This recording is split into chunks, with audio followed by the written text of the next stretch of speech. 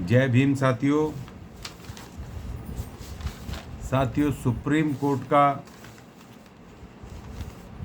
आदेश SC/ST आरक्षण में वर्गीकरण करने का यह बहुत ज़्यादा तूल पकड़ता जा रहा है और जो इसके विरोधी पक्ष हैं इस वर्गीकरण के, यहाँ तक कि पूरे सुप्रीम कोर्ट के आदेश के,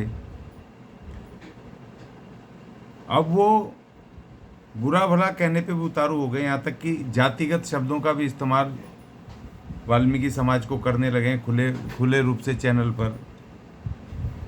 और वो ऐसा दिखा रहे हैं कि जैसे कि ये सुप्रीम कोर्ट ने रातों रात कोई अपनी मर्जी से लिया हुआ फैसला है और इसके पीछे कुछ उनके प्रति कोई षड्यंत्र हुआ है और वो अपनी बड़ी गलती को छुपा रहे हैं। जो लोग आज रो रहे हैं वहाँ बैठ करके इस ऑर्डर के खिलाफ बोल रहे हैं और आज SC/ST की एकता और रिजर्वेशन के ख़त्म होने की दुहाई दे रहे हैं, उसकी साजिश की दुहाई दे रहे हैं, सुप्रीम कोर्ट को बहुत ही खतरनाक शब्दों से इस्तेमाल कर रहे हैं, तो ये और वाल्मीकि समाज को भी वो बहुत गलत शब्दों से बोल रहे हैं। वो तो ऑनलाइन TV पर चल रहा है, बहुत सारे चैनल उनको जातिगत शब्दों से डायरेक्ट अब इस्तेमाल करने लग गए हैं। और कुछ वो इस तरह के सवालों को रख रहे हैं जैसे कि जो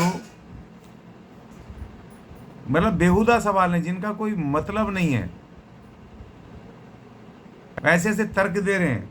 लेकिन सबसे पहले तो मैं आपको बता देना चाहता हूं कि आज उनकी ये डिफीट हुई है, जो रो रहे हैं, और उनकी डिफीट अपनी आप हुई है, अपनी गलतियों की वजह से हुई है। ये विवाद आज का नहीं है। 1975 में सबसे पहले पंजाब सरकार ने एक ऑर्डिनेंस निकाल के नोटिफिकेशन जारी किया और वहाँ AB कैटेगरी बना के 50-50% रिजर्वेशन हुआ। उसका वर्गीकरण, पहला वर्गीकरण 1975 में हो गया था पंजाब सरकार द्वारा। 50% वाल्मीकि और मजबी सिखों को और 50% में वो अपने रविदासिया और दूसरे जो जितनी भी चमार कैटेगरी की वो जातियां हैं उनको वो खुले रूप से दे रहे थे, 50% दे रहे थे। और उसके बाद 1994 में हरियाणा सरकार ने AB कैटेगरी बना करके उसमें एक कैटेगरी में वाल्मीकि और 35 और जातियों को, टोटल 36 जातियां रखी, और B कैटेगरी में चमार और अपने वो रविदासिये और ये सारे जो भी अपने जाटा भाइयों से संबंधित जातियां हैं वो उसमें उनको 50% B कैटेगरी में उनको दिया। और ये दोनों ऑर्डिनेंस थे जो कि चलते रहे। और उसके बाद जो लड़ाई ये आगे बढ़ गई क्योंकि वाल्मीकि समाज ने, और वो ये भी कह रहे हैं कि SC/ST की किस जातियों ने मांगा, सुप्रीम कोर्ट अपने आप ही कर रहा है। सुप्रीम कोर्ट नहीं कर रहा भाई अपने आप, ये 1975 से पहले लड़ाई चल रही थी। पंजाब के वाल्मीकियों ने और मजबी सिखों ने लड़ाई लड़ी रिजर्वेशन के अधिकार की और उसमें वर्गीकरण करने की, क्योंकि वहाँ पर भी एक ही जाति को रिजर्वेशन जा रहा था, दूसरी जातियाँ जो थी वाल्मीकि, मजबी सिख, इनको नहीं मिल रहा था। तो वो जब संघर्ष चला वो 1970 से पहले 65 के आसपास शुरुआत हुई और 1975 में जा करके पंजाब में कामयाबी मिली जब पहला ऑर्डिनेंस आया और 50-50 रिजर्वेशन का बंटवारा हुआ। वहाँ पहला वर्गीकरण हुआ, सब कैटेगरी वहाँ बनी। आरक्षण में तो सब कैटेगरी जिसको कह रहे हैं कि अभी सुप्रीम कोर्ट ने किया है। और दूसरा हुआ कि जब वहाँ पर पंजाब की देखा देखी वहाँ हरियाणा के वाल्मीकि समाज ने वहाँ पर विद्रोह किया, वहाँ पर हल्ला मचाया, और उसके बाद वहाँ पर वाल्मीकियों को और दूसरे जो जातियाँ थी उनको, जिनको नहीं मिल रहा था, उन 36 जातियों को एक कैटेगरी में रख करके उनको 50% में 36 जातियों को रखा और 50% में दूसरी जो 8 ये चमार जाटव जातियाँ थी, रविदासिया, रैगर, ये सब इनको मिला। ये ऑर्डिनेंस पे हो रहा है, ये पहले सब कैटेगरी बन गई। और उसके बाद 1999 में वहाँ पर आंध्रा में वो कैटेगरी बन गई, वहाँ पर भी ये लागू हो गया। और तमिलनाडु में उसके बाद लागू हो गया। तमिलनाडु में तो 4 कैटेगरी बनी, A, B, C, D, और उसमें तय हुआ कि A को कितना, B को कितना, C को कितना, और कौन कौन सी जातियाँ ABCD में आएंगी, कि किस किस को ज़्यादा मिला है, किसको कम मिला है, किसको नहीं मिला है, वो सब उस तरह की हुआ। और उनको एजुकेशन में और नौकरियों में डायरेक्ट रिजर्वेशन उनका फिक्स हुआ। लेकिन ये गड़बड़ हुई, और जबकि तमिलनाडु ने और आंध्रा ने तो प्रॉपर उन्होंने ऑर्डिनेंस ला करके और उसके बाद प्रॉपर उस पर कानून बना दिया और उसका कैटेगरीज बनाई। ये नई कैटेगरी यहाँ इसने सुप्रीम कोर्ट ने नहीं बनाई है। और दूसरी बात ये गड़बड़ वहाँ हुई कि जो जो ये कैटेगरीज बनती चली गई, कानून बनते चले गए, तो जो लोग रिजर्वेशन का ज़्यादा आनंद लूट रहे थे, ज़्यादा मज़ा लूट रहे थे, उन लोगों ने उन कानूनों के विरुद्ध या उस कैटेगराइजेशन के या उस ऑर्डिनेंस के विरुद्ध अपने अपने राज्यों में वहाँ के हाई कोर्टों के सामने केस लगा दिए कि ये गैर संवैधानिक है, इसको ख़त्म करो। लेकिन उस पर हरियाणा और पंजाब हाई कोर्ट ने ज़्यादा उस पर कुछ तवज्जो दी नहीं, वो पेंडिंग रहा मैटर। तमिलनाडु में भी वो पेंडिंग रहा, लेकिन आंध्र प्रदेश में वहाँ के हाई कोर्ट ने तो वो उन शिकायत करने वालों की याचिका खारिज करके उनको मना कर दिया कि भैया ये बिल्कुल सही कैटेगराइजेशन है और इसमें हम कुछ रिलीफ नहीं दे सकते हैं, बिल्कुल ठीक है और ये मिलना चाहिए, सबको मिलना चाहिए। ये आंध्र प्रदेश के हाई कोर्ट ने ये कह करके उसको बंद कर दिया 2002-2003 में। फिर वो लोग उसको लेकर के आंध्र प्रदेश की उसको अपील को लेकर के उसको लेकर के फिर वो आए सुप्रीम कोर्ट में, वो विरोधी लोग। और जब सुप्रीम कोर्ट में पहुंचे तो यहाँ की तीन जजों की बेंच ने, कॉन्स्टिट्यूशनल बेंच ने फिर वहाँ पर उस पर देखा और उसको मिसकन्फ्यूजन हो गया कि उसने ये कहा कि ये गैर संवैधानिक है। उसका आधार उसने माना कि ये जो अनुसूचित जाति, जो शेड्यूल जातियाँ हैं, उनको उसने एक वर्ग, एक समूह माना, उसने एक रूप माना उनको ये नहीं माना कि अलग अलग जातियाँ हैं ये। और उस कारण उसने कहा कि इसलिए इनका जो कैटेगराइजेशन है वो गैर संवैधानिक है। इसलिए उन्होंने 2004 में उसको ये आंध्र प्रदेश के जो कानून था उसके सरकार के विरुद्ध ऑर्डर दे करके उस कानून को रद्द कर दिया सुप्रीम कोर्ट की कॉन्स्टिट्यूशनल बेंच ने 2004 में। और वहाँ तो रद्द हो गया होगा, उसका असर ये पड़ा कि फिर 2006 आते आते उसका पंजाब का और उसका हरियाणा का और तमिलनाडु का, तीनों राज्यों का 2010 आते आते उसी ऑर्डर के जो आंध्र प्रदेश के ऑर्डर के खिलाफ था सुप्रीम कोर्ट का ऑर्डर, उस ऑर्डर ने सारे राज्यों के 2010 तक आते आते सारे राज्यों के उस कैटेगराइजेशन के ऑर्डर को उस सरकारों के खिलाफ कर दिया और उनको रद्द कर दिया। फिर ये मामला वहाँ से शुरू हुआ, अभी तक यहाँ तक सुप्रीम कोर्ट तक 2004 तक विरोधी इन्होंने खुद याचिकाएं लगाई, कंप्लेन लगाई और ये सुप्रीम कोर्ट जा करके वहाँ से जीत गए और खुशियाँ मनी। तब सुप्रीम कोर्ट बहुत अच्छा था जब उसने कैटेगराइजेशन 4 राज्यों का कैंसिल कर दिया, तब बिल्कुल बढ़िया था। और अब जब उसके बाद जब उनका 2010 तक पंजाब का 29 मार्च 2010 को उसका आखिरी वाला उसका वो ऑर्डर रद्द हुआ, फिर उसके बाद पंजाब सरकार ने उस पंजाब और हरियाणा हाई कोर्ट के आदेश को सुप्रीम कोर्ट में 2011 में चुनौती दी। और उसके बाद उसमें आंध्रा वाले भी और ये तमिलनाडु वाले भी और ये हरियाणा वाले भी और जो संगठन थे हमारे वाल्मीकि संगठन और वो संगठन जो कैटेगराइजेशन की मांग कर रहे थे, अलग आरक्षण अपना मांग रहे थे, तो वो सब संगठन भी उसमें शामिल हो गए। और उसके बाद 2011 से चलते चलते ये आदेश अब पूरी तरह इन्वेस्टिगेशन करते हुए, उस पर चर्चा करते हुए और उसको एक एक चीज़ को देखते हुए तब आकर के ये अभी 1 अगस्त 2024 को ये इस पे ऑर्डर आया है। यहाँ पर उसका 7 जजों में से 6 जजों ने उसको ठीक कहा है। और उसमें जो मिस्टेक की थी 2004 के जो ऑर्डर में, सुप्रीम कोर्ट की ही जो संवैधानिक बेंच थी उसने जो मिस्टेक की थी, उसने SC ST के जो सारी जातियां हैं उनको एक समूह माना था, एक वर्ग माना था।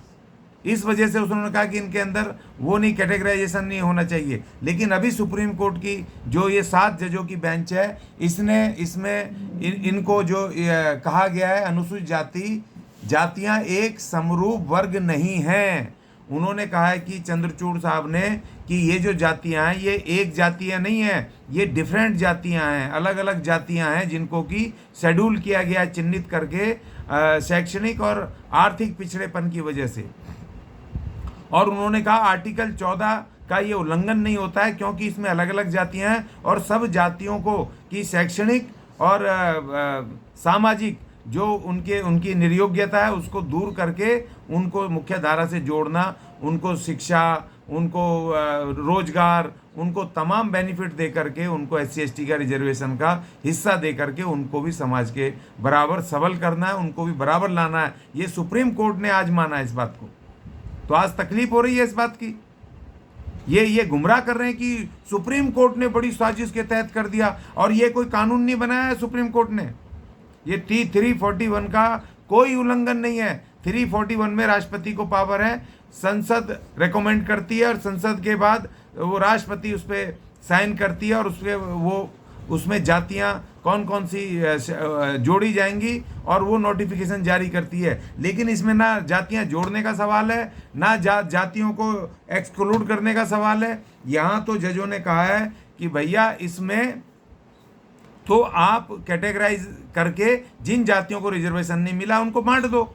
इसमें सुप्रीम कोर्ट ने कहा। हाँ, उन्होंने एक नई चीज़ लेकर के आए, क्रीमी लेयर, और जो कि हमारी मांग नहीं थी। हमारी मांग थी कि कैटेगराइजेशन, हमें हमारे हिस्से का रिजर्वेशन दे दो भाई, हमें नहीं मिल रहा है। एक ही जाति को चंद लोगों को जाया जा रहा है, बार बार बार बार उन्हीं को जाया जा रहा है। तो इसलिए कहा हमें हमारा रिजर्वेशन दे दो। और अब क्या वो ये तो बोल ही रहे हैं कि भाई संविधान का उल्लंघन है, या उसने सुप्रीम कोर्ट ने नया कानून बना दिया, संसद में बनना चाहिए, राष्ट्रपति की शक्तियां छीन ली। ये सब बेबुनियाद हैं, ये गुमराह करने वाली चीज़ें हैं। ऐसा कुछ सुप्रीम कोर्ट ने नहीं किया।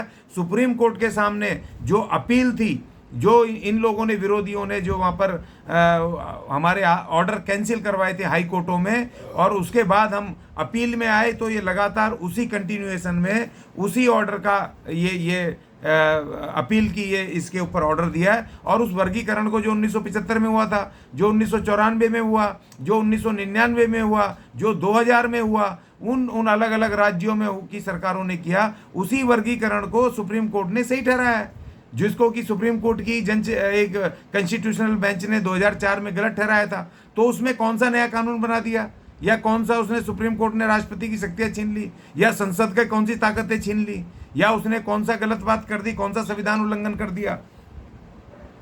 भैया हमारा भी तो हिस्सा है और हम लड़ रहे हैं उसके लिए। 1965 से 60 से लड़ रहे हैं, लगातार ये लड़ाई चल रही है। और ये जहाँ तक अब एक सवाल ये और उठा रहे हैं जी, ये बड़े पढ़े लिखे बन रहे हैं अपने आप को, इनको फिर अभी तो ये हम कह रहे हैं कि भैया शांतिपूर्वक तरीके से इस सुप्रीम कोर्ट के ऑर्डर को मानो, सबका अधिकार है। ये कह रहे हैं NFS, अब कह रहे हैं जी अगर ये अलग अलग रिजर्वेशन जातियों को मिल गया तो ये कह रहे हैं इनमें योग्य आदमी नहीं है कोई, और जो वैकेंसी आएंगी वो बेकार हो जाएंगी, और ये जो मनुवादियाँ कर देंगे नॉट फाउंड सूटेबल, और उसको एक दो बार करके और फिर उसको जनरल में कन्वर्ट हो जाती है, वो सीट उसमें जनरल में ले लेंगे और इनको रिजर्वेशन इनको नहीं मिलेगा, जनरल इनके छीन लेंगे।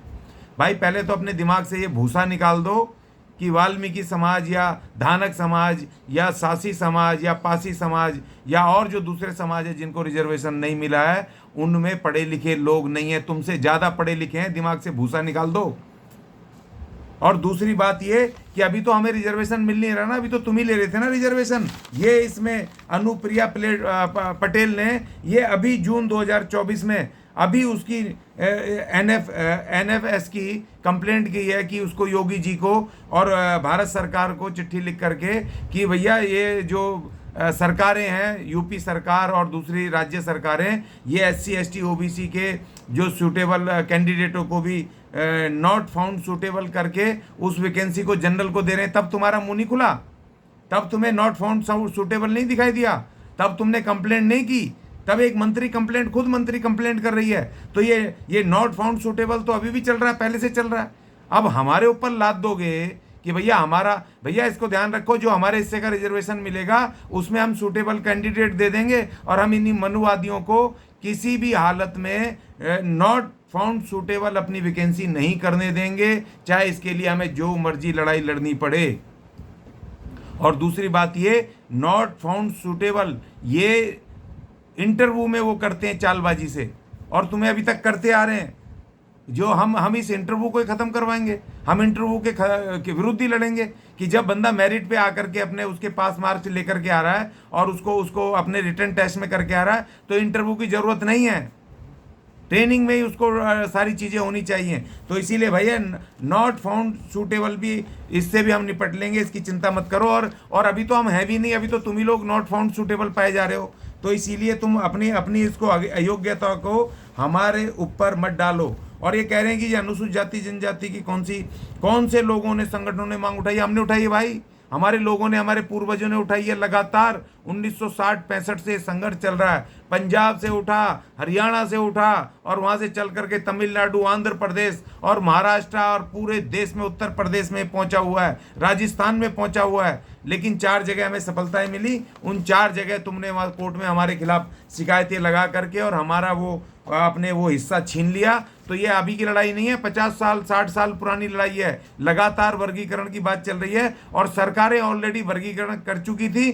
सुप्रीम कोर्ट ने सिर्फ उस वर्गीकरण को जस्टिफाई किया है, उसको ठीक माना है, और उसने उसमें कहा है कि कॉन्स्टिट्यूशन का कोई भी क्लॉज, ना तो मूल अधिकार ना दूसरा अधिकार, उससे कोई हनन नहीं हो रहा है, कोई उसका नुकसान नहीं हो रहा है।